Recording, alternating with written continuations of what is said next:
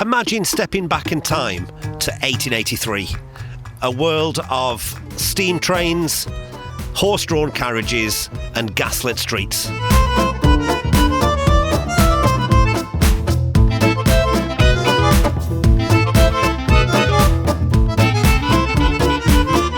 Now picture a man sitting at his desk, sketching a vision of the future. So detailed, so eerily accurate, that it feels like he had a crystal ball. That's not to say some of his ideas weren't crazy. He could see electricity, flight, and telecommunications in our future, but he often widely missed the mark on how we'd get there. This is his vision of flight 20 years before it was first achieved by the Wright brothers. These aircraft seemed to show no discernible means of lift or propulsion. They just somehow stayed up there. The visions he sketched give us a unique glimpse into the mind of a man during the 1880s, whilst he was imagining how we'd be living today. This man was Albert Robida, an artist, a writer, and one of history's most astonishing visionaries. While others in his time were focused on the present, Robida was dreaming of the 21st century. He predicted video calls, electric-powered transportation, even cities with towering skyscrapers, decades before they became reality. He's been compared to Jules Verne, but he was a lot more down to earth. He wasn't imagining going to the moon. He was wondering what everyday life would be like in 50 to 100 years into the future. He was imagining flat-screen TVs and aeroplanes. He wasn't the only visionary of his time, but one thing did make him stand out, and that was his prolific painting and drawing abilities, and that enabled him to bring his futuristic visions to life.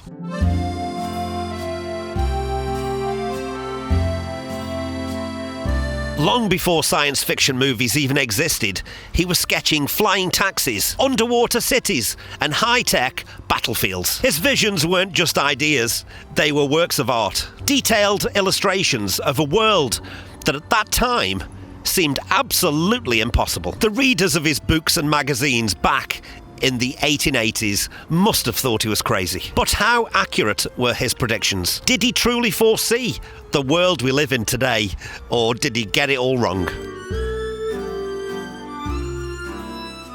Stay with me, because what you're about to see is a unique view from 140 years ago of the world we live in today.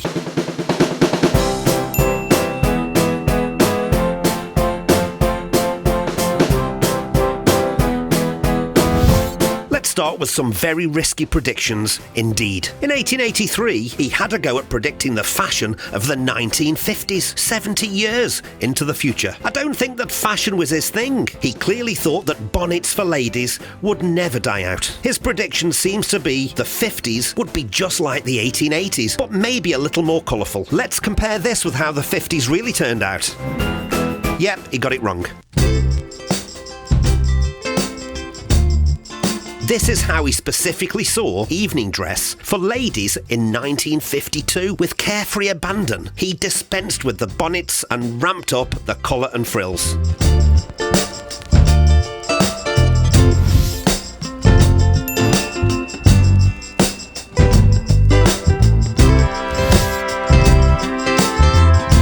Albert anticipated correctly high-rise buildings, and this is how he thought it would pan out. This structure has been built atop Notre Dame, complete with a restaurant and an airport. Remember that most of the predictions I'm about to show you were made in the early 1800s, before flight, moving pictures, and before hardly anyone had experienced electricity.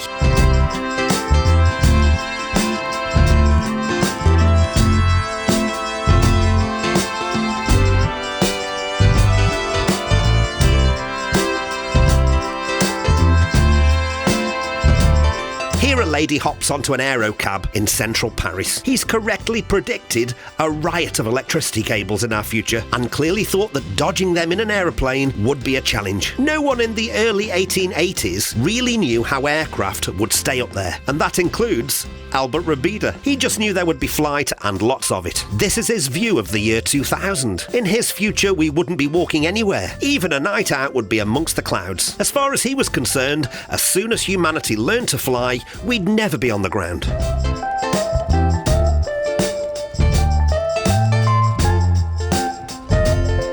This is the front cover of a book he published in 1883. In his future, we'd be flying, the cities would be high-rise, and we'd be making video calls. Of course he was right, but here in the future, our aircraft don't look like this. Albert thought there would be flying fish everywhere. This scene predicted in 1879 is a little bit futuristic for us today. This couple are clearly chatting away with what is possibly their daughter on the screen. No shaky iPhone for them. They've got a widescreen panorama beamed onto their wall. Apple, come on! How long have we got to wait?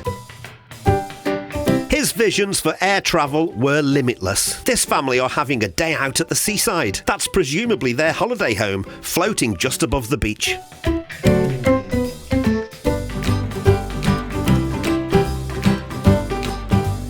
This sketch shows his idea for a torpedo tube to get everyone over to England as fast as possible. Today we have the Channel Tunnel, but maybe that's already out of date. He seems to be predicting Elon Musk's Hyperloop. That, sadly, is still yet to happen.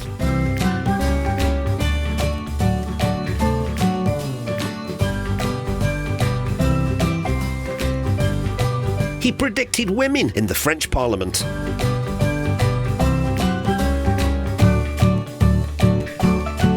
That would not come true in his lifetime.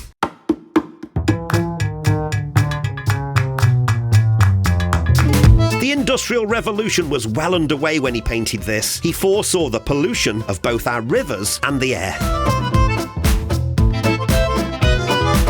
He predicted submarines. It looks like this one is getting ambushed by undersea attackers.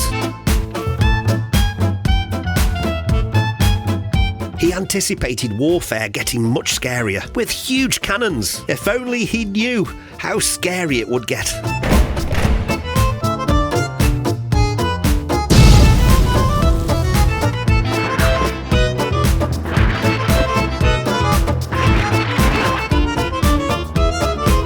He could see a time when reporters wouldn't type the news for a newspaper, they'd speak the news. Here reporters are working for the phonographic journal of the future.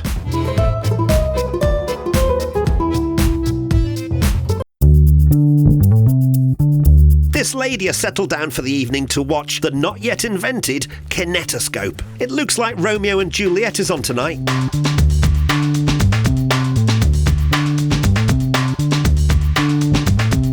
He knew that TV would be here one day, but he never predicted that our screens would be so small.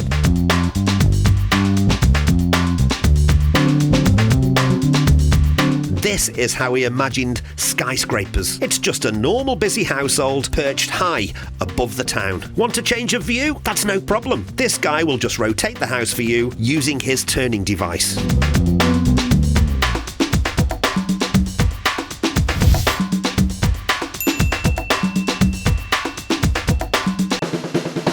Please allow me just 20 seconds to plug this channel. Very Nearly Interesting is a brand new channel and I need all the help I can get. Please click that like button if you've enjoyed this video. That's how YouTube knows you like it and they'll show it to more people. And please consider subscribing. That way I might see you again. And now you can support the channel on Patreon, where you'll find exclusive content and a grateful me. There's a link in the channel description.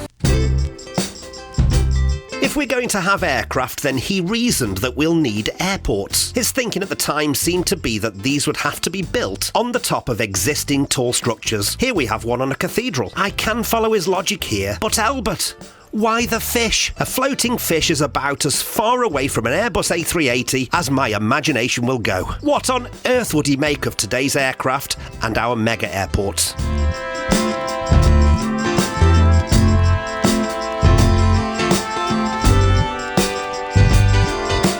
Paris rush hour. With all this airborne traffic, clearly we're going to need very tall police stations.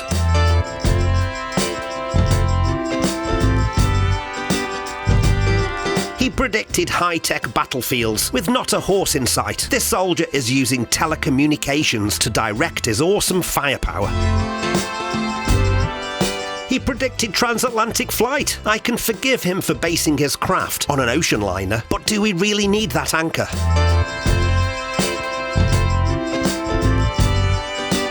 She's learning from a teacher who isn't even in the room. Albert predicted that we could learn remotely through television. He called it the telephonoscope. He predicted a miasmatic war. Miasma was a term used back in the day for bad air. In this scene, the soldiers are preparing for a typhus attack. Oh dear, they seem to be having a lover's tiff, and they're not even in the same room. It looks like Albert anticipated a day when we wouldn't always fully appreciate modern telecommunications. These two should just log off and reduce their screen time. Whilst he did seem to have a floating fish obsession, he did predict heavier than air flight. Here's some of his predictions for what aircraft might look like in the future. He predicted telephone boxes with video call functionality. I think this is the same couple who were having an argument earlier. I'd like to think that he's apologising for the chair throwing incident. He predicted that wars would be fought with no horses. This is the charge of the bike brigade. He predicted that hotels would have their own landing areas. The concept of an airport as we know it just didn't occur to him. It's breakfast for this family and they're getting ready to hear the news. A concept that was regarded as science fiction in the 1880s. But Albert knew it would happen one day.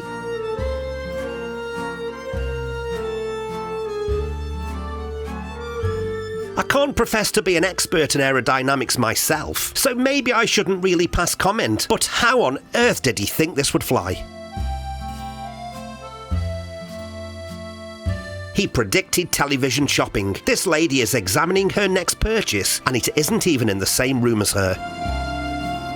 These men look as proud as punch as they show off their flying machines to each other. I particularly like this guy. He seems to be more concerned about posing than the 3,000-foot drop, which doesn't concern him in the least.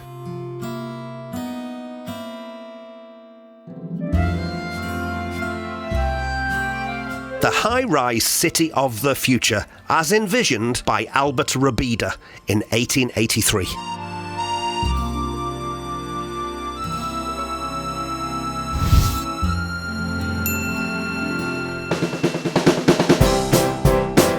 If you've enjoyed this video, then you'll love this one too. Almost 20 years after the predictions of Albert Robida came the turn of the 20th century, and there was a rash of predictions for what the year 2000 would look like. I made 3 short episodes, and they're all in this video. I'll leave a clickable link to it on the end screen, or you can scroll down and have a look for it on the channel. Thank you so much for watching this video. If you enjoyed it, please click the like button.